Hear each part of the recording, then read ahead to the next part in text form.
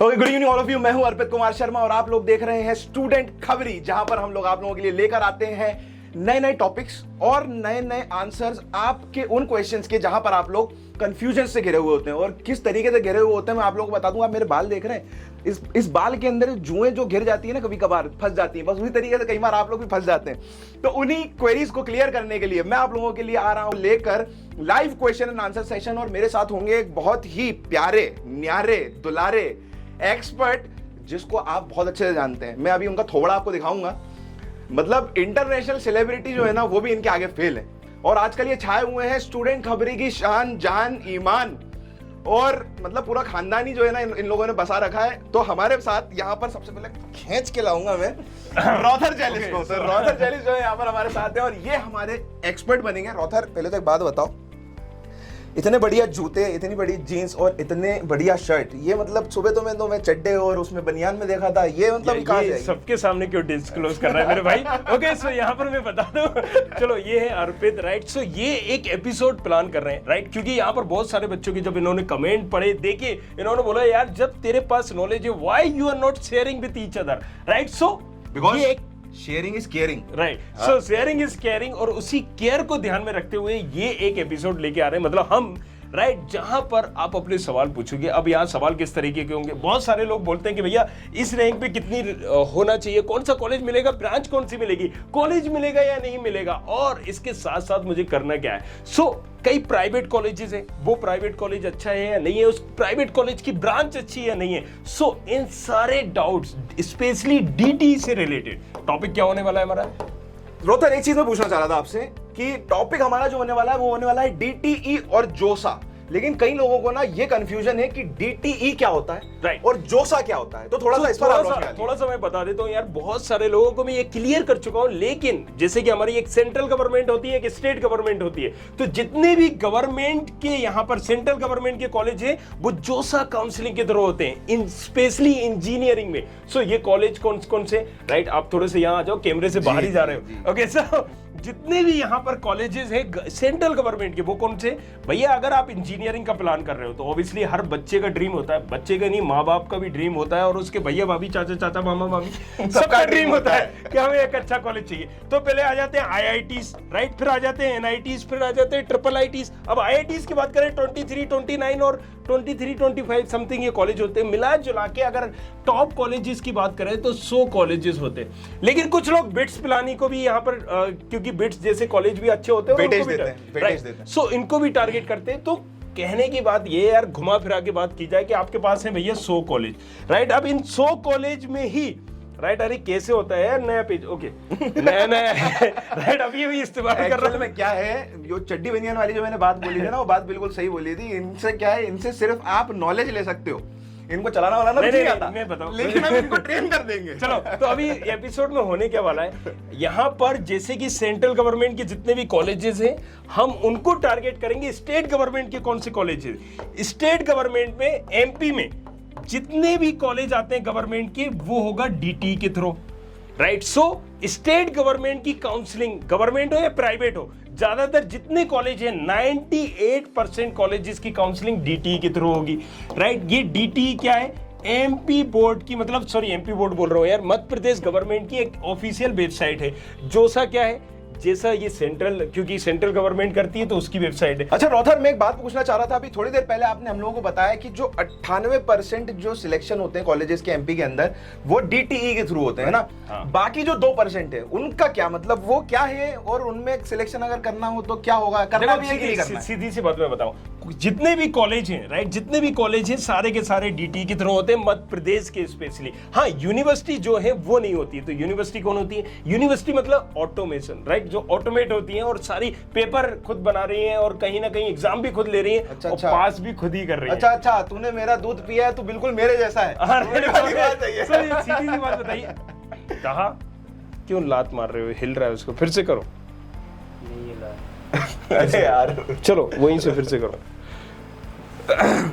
अच्छा रॉथर, मुझे ये बताइए कि अभी आपने बताया कि 98% जो सिलेक्शन है MP के अंदर वो DTE के थ्रू होता है, बाकी जो 2% है उसका क्या, वो कैसे होता है, देखो वो क्या यार, होता है सीधी वो? सी सिंपल सी बात मैं बताता हूँ कि जितने भी कॉलेज है मध्य प्रदेश में, खासतौर से एमपी की बात हो रही है क्योंकि यहाँ डीटी की बात हो रही है। सो जब भी डीटी नाम जुड़ जाए तो मतलब समझ लो कि आप मध्य प्रदेश के कॉलेजेस, और जहां जोसा जुड़ जाए तो ये समझ लो सेंट्रल गवर्नमेंट के college, ITs, NIT, triple ITs, government funded college. तो एमपी के कॉलेजेस की अगर हम बात करें तो गवर्नमेंट भी आ जाते हैं, प्राइवेट भी आ जाते हैं। गवर्नमेंट में भले वो एचजीएसआईटी है, डीएवी भी, आईएएस माधव हो, राजीव भी हो, या यूईजी हो। 2% राइट, मुद्दे पे 2%। थोड़ा सा मैं इधर उधर निकल जाता हूँ, कम टू द पॉइंट। सो 2% वो कॉलेजेस असल में यूनिवर्सिटीज होती हैं। यूनिवर्सिटी वो होती हैं जो खुद कहीं ना कहीं एग्जाम बनाती हैं, पेपर लेती हैं, ये सारी चीजें करती हैं। राइट, तेरा तो अर्पण वाला काम। राइट, सो सारी यूनिवर्सिटियां ही सिर्फ डीटी के बाहर होती हैं, और जितने भी कॉलेजेस हैं वो प्राइवेट हो या गवर्नमेंट कॉलेज हो,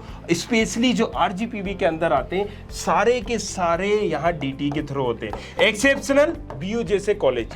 एक चीज और रॉथर मैं पूछना चाह रहा था आपसे, जिन यूनिवर्सिटीज की आप बात कर रहे हैं, ऑटोमेशन जो खुद की मतलब छापती हैं, जैसा कि आपने भी बताया, तो इनकी कोई मान्यता की वैल्यू होती है या नहीं होती है? यहाँ पर एक मेडिकेप्स यूनिवर्सिटी थी इंदौर में, काफी अच्छा नाम था, फेमस भी थी, सारी चीजें थी, लेकिन 2 साल पहले, एग्जैक्टली 2 से 3 साल पहले वो कन्वर्ट हो गई यूनिवर्सिटी में। अब जो यूनिवर्सिटी में इसकी रैंक थी, जो रेपो थी, वो घट गई, ग्राफ ऐसा आ गया। क्यों घटा भैया? क्योंकि सबको पता है कि कई चीजें, अच्छा कई यूनिवर्सिटी जो होती हैं वो अपना नाम भी कमाती हैं, एक ब्रांड वैल्यू भी होती है, जैसे आपने बोला लवली प्रोफेशनल यूनिवर्सिटी अमेठी, लेकिन ऑब्वियसली ये क्योंकि इन्हें पैसा कमाना होता है तो पैसों पे पल रही होती है, राइट। एक बहुत ही कम ऐसी यूनिवर्सिटी मिलेंगी जो आपको, गवर्नमेंट नहीं है वो यूनिवर्सिटी, प्राइवेट यूनिवर्सिटी, एक क्वालिटी एजुकेशन कम पैसों में और कम फीस में देती होगी, राइट। सो यहाँ पर ये चीज आपको ध्यान। अच्छा रॉथर, एक चीज मैं और पूछना चाह रहा था, डीटी के बारे में हमने बात करी, यहाँ पर 2% यूनिवर्सिटीज की हमने बात करी, जोसा के बारे में हम ज्यादा बात नहीं कर पाए। जोसा जो है, आपने बताया कि सेंट्रल गवर्नमेंट के जितने भी कॉलेजेस होते हैं उनमें एडमिशन लेने के लिए जोसा जरूरी है, राइट। लेकिन इसका जो क्या बोलूं, मतलब मेरे को परफेक्ट शब्द नहीं मिल रहा, क्राइटेरिया बोलना चाहिए कि इसका जो क्राइटेरिया है, सीधे समय बताता हूं, जोसा का क्राइटेरिया क्या होता है? जोसा क्या, जो इन्होंने बात की, तो पहली चीज तो ये समझने की जरूरत है कि जोसा सिर्फ और सिर्फ इंजीनियरिंग के लिए, टेक्निकल इंस्टीट्यूट के लिए। ऐसा नहीं है आप लॉ करने जाओगे आपको जोसा देना पड़ेगा, आप एमबीए करने जाओगे आपको जोसा देना पड़ेगा, नहीं।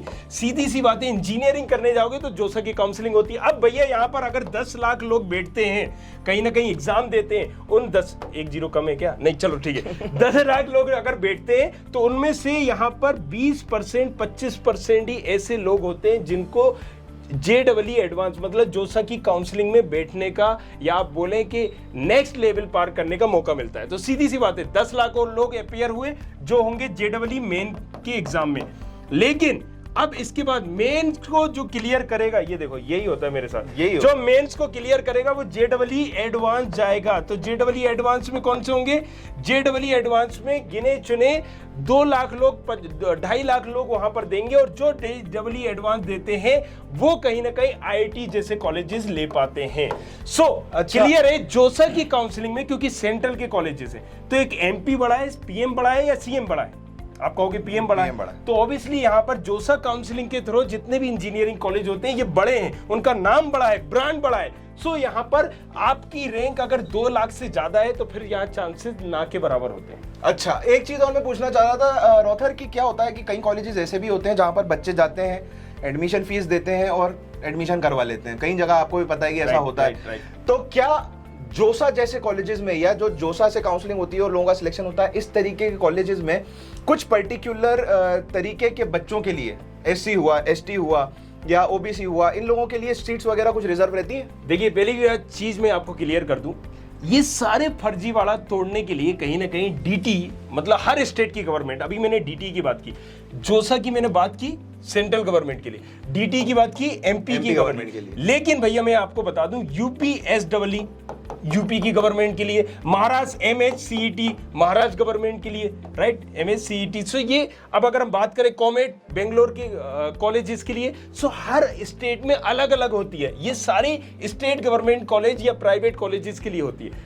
अब आप अपना सवाल पूछिए, अब समझ में आएगा। सर सवाल ये था कि अगर किसी पर्टिकुलर बच्चे की कोई पर्टिकुलर कास्ट है, उस SC हो गया, ST हो गया, OBC हो गया या जनरल है, समझ गया। तो उसके हिसाब से एडमिशंस में क्या क्या प्रायोरिटीज उनको दूसरों के ऊपर मिल सकती है। अब सुनो, जैसे कि मैंने बताया था ये काउंसलिंग होती है, तो MP में DT काउंसलिंग हो रही है। DT काउंसलिंग में जो क्राइटेरिया होंगे ये फिक्स करेगा कि हम 10% कोटा देंगे SC वालों को, 27% कोटा देंगे OBC वालों को, राइट। यहां पर 12% कोटा देंगे हम ST वालों। ये एग्जांपल है, नहीं तो आप बोलने लगो सर इतना कोटा नहीं होता है। तो DT के थ्रू काउंसलिंग होगी सारे गवर्नमेंट कॉलेजेस के लिए। 98% DT के थ्रू ही हो रहा है, तो ऑब्वियसली DT ही डिसाइड करेगी। वो ये भी बताएगी कि इस कॉलेज में RGPV को अगर आप टारगेट कर रहे हो तो फीमेल कोटे की 7 सीटें।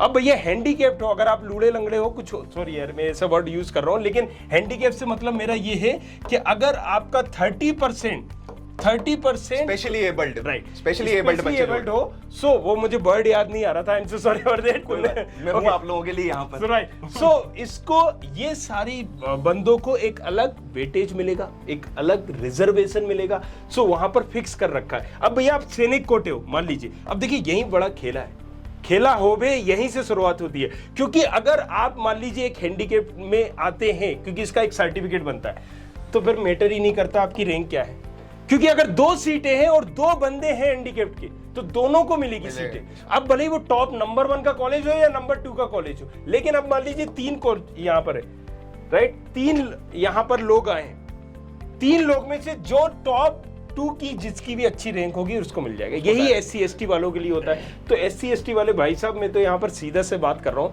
कि आप स्पून की चम्मच, मतलब क्या बोलते हैं, सोने की चम्मच आपके मुंह में ऑलरेडी है। यहाँ पर बस ये ध्यान रखना है कि काउंसलिंग कैसे करना है। बहुत सारे कॉलेजेस में SC ST की जो सीटें होती हैं वो CLC तक जाती हैं, और वहां पर भी आपको मिलने के चांसेस होते हैं।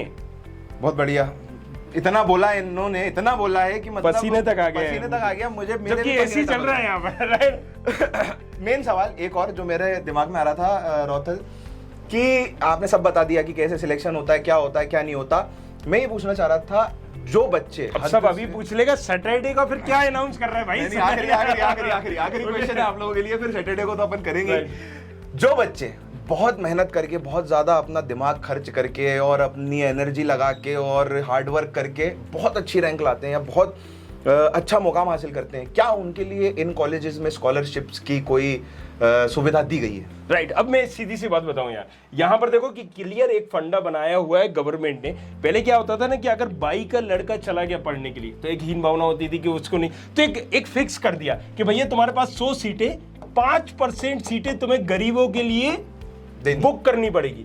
अगर तुम्हें कॉलेज चलाना है तो 5% कोटा आपको गवर्नमेंट कॉलेजेस के लिए या प्राइवेट कॉलेज सबको, या जिसको हम बोलते हैं TFW, मतलब इसका नाम ही है TFW, ट्यूशन